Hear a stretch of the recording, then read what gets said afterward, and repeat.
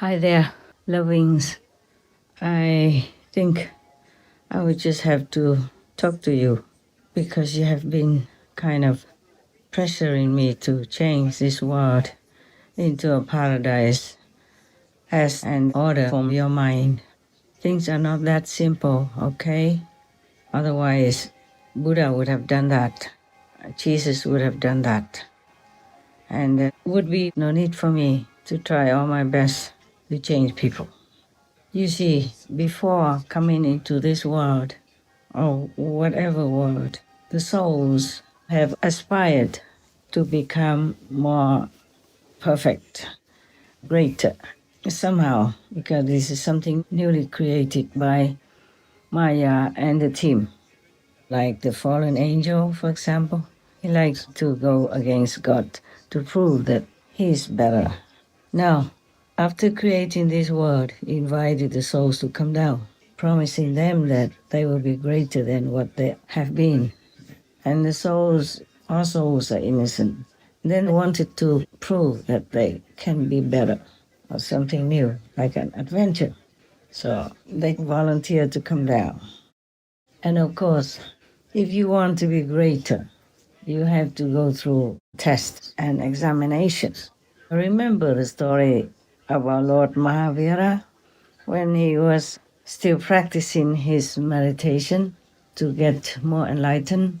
One of the gods in heaven praised him, saying, "Oh, Lord Mahavira is this and that and others, so superb, so wonderful, so courageous, just so exceptional." You know, he liked Lord Mahavira very much. And then one of his subordinates on the side said to the god, "Oh, we're not sure about this. Don't praise him too much and too early. Allow me to go down to test him. Otherwise, I don't have as much respect for him as you do. I have to prove it to myself before I can praise him or accept him." That God didn't say anything. So you see, this testing eager being in that heaven came down and manifested himself into all different kinds of terrible beings or situations to test Lord Mahavira. That was before Lord Mahavira became fully enlightened, and he still did not have enough power to even go against this diva or whatever you might call him. Definitely not a very gentle, benevolent being. You can see that. So Lord Mahavira had to endure a lot of physical suffering as well as a lot of discomfort, maybe psychological, mental, or emotional. But nevertheless, Lord Mahavira overcame all of them. After 12 years of all kinds of trials and tribulations from this ignoramus subordinate of a small god or some heavens, some kind of heaven god, then he attained total enlightenment. Can you imagine how much suffering he had to go through in all those 12 years? And we only heard some of it through some record, probably by someone who was maybe one of his disciples or maybe some of the devas in heaven who witnessed everything, who used to want to protect Lord Mahavira and knew all that. And then probably the deva manifested himself into human form, became his disciple or his companion, and wrote it all down. Perhaps Lord Mahavira told people about it, some of it, and some of them maybe recorded it in writing. So we fortunately could know something about Lord Mahavira's practicing time of trial and testing. So now we heard, we know that all souls have a spark of God inside, are made in the image of God, and God dwells within them even. So you wonder why the soul could be deluded by Maya in order to do this and that, all kinds of things in the world, and let themselves be tested vigorously, cruelly even sometimes. Because the souls want to be something greater than just being a soul, enjoying bliss and happiness given by God, by His love. So now the similar thing is happening in our world On this planet, there are many souls who undergo a lot of pain and suffering. It's because of that. Because they want to be great, perhaps, but they have no experience to deal with the delusional world and the Maya's test. So they fail, or maybe they wanted to fall to see how it goes. And knowing that in this physical world, the Maya would punish any souls who don't stick to moral and virtuous standards. The souls will go along with it willingly until one day they have had enough of it and awaken. Then they long to go home. Whether or not they have been greater than before or just as they were, they want to go home. They have had enough with all these tribulations and trials. Thus, many masters came and went. They still do not listen and go home. So the master's talks or reasonings or logic will appeal only to those who are ready, who endure the most suffering and are full of pain and sorrow in this physical existence. Then they will be willing to come home, following the master's footsteps and or instructions. There are also those who are saintly by nature already been trained and tried in many long lifetimes before. Then they will be ready to follow the master. What the master spoke, what the master told and explained, they understood immediately. There's no question in their mind. So they trust the master at once and follow whatever the master wants to tell them and teach them. These are the so-called good disciples. They progress fast, they are powerful, and they are very useful and helpful to humankind. Not a lot of them though, because any master who came down can only take some of his so-called right hand. Those who followed him before or followed her before have already been trained, already been tested, already been purified. They came down purposely to support the master's mission.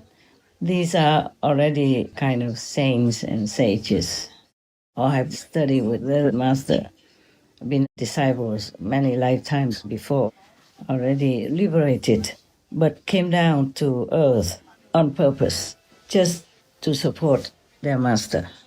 Because without a physical connection to this world, they could not help much. The most effective way to help humankind or any beings on this planet is that you have to be there with them in the physical domain and do all kinds of physical things the way beings on this planet do.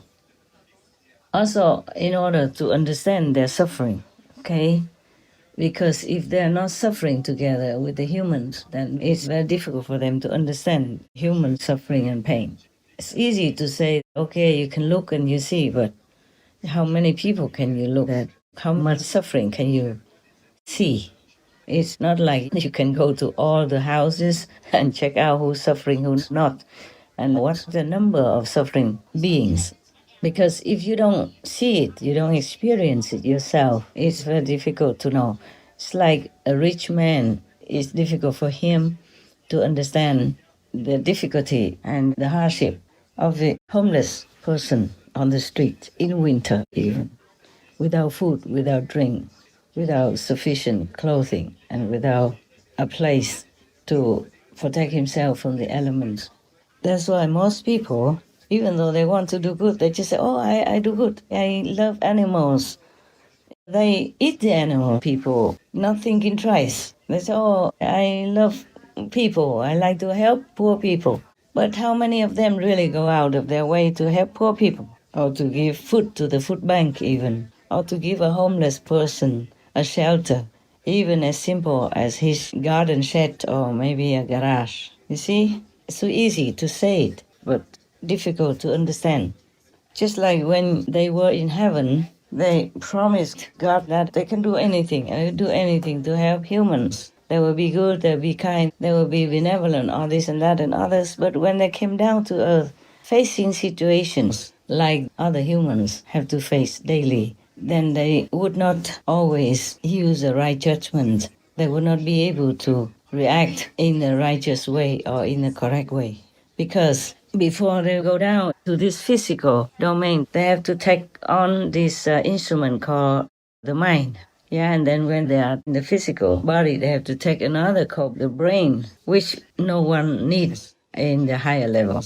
See, when you go down all the way, just say maybe from the fourth or the fifth level, you have to go through the third level, the Brahman level, okay? And after that, you have to go through the destructive and constructive level, which is the second level. And then there you get the mind. The mind is equipped with some elementary kind of knowledge and experience of how to deal with this and that situation. But in the world, there are thousands of things to experience and to go through. So the mind cannot always supply all the answers. And thus the brain has to supply some answers to some situations for the humans to deal with different circumstances. And the same with the people who came down from the higher level. They might be also perplexed and confused for some time until they probably met a master, another master again, or the reincarnated master who imparted to them the enlightening method, like the Guanyin method of the inner heavenly light and inner heavenly melody, meaning the direct teaching of God. Then they will be awakened, enlightened, and they can deal with situations better because they are more enlightened. They have more wisdom, not just worldly knowledge from school, but they have access to the innate wisdom which is inherent in all of us. And now, in this world, there are two sides. We all know that, the positive side and the negative side. So some humans choose to follow the negative because it seems to be very accessible, easy, and you can see the result right away. You can decide to do things which are not godly or heavenly, but it would give them some thrill, some kick temporarily and quickly. So they would follow this type of lifestyle. Like people, sometimes they are feeling bored or depressed, and then they go out and they grab some animal people meet in the bar, and then they drink some alcohol with it, and they feel the effect right away. Like they feel like they are less depressed and they're happier and things like that. Until this effect wears out and they become even more miserable. And the physical side effect also will bite them. They will get more sickness and even more depression, and they'll have to spend more time in hospital, and all kinds of things will affect them and affect their business because they can't think straight due to alcohol and too much animal people meat and the poison from the meat and from the alcohol. And they become less and less intelligent, so they might not do business very well. They also might not treat their family as well as they want to. Thus, family discord will be evident, will be created, and the family breaks up. Also, the broken family will have a great bad effect on the children and the society at large by the consequence of it, because we will have less intelligent people and less happy children, etc. And you can look around our world and you see how messy our world is. It's because people don't give themselves the correct physical fuel for their body, which is like a car. If you give it good fuel, then it runs better and it runs longer, similar to our body. Alcohol and animal people, meat or drugs and wrong stuff that's put into your body, they make your brain, your mind confused. It becomes like a hybrid, so you can't control it. And it will just give you all kinds of false information, and you cannot think correctly and rightly, and thus you keep doing things wrong. And the more wrong you do, the more wrong results will come out. But people have been so deep inside of this kind of trap, so they cannot even realize that they are doing wrong and getting the wrong outcome. Thus, our world is such a misery.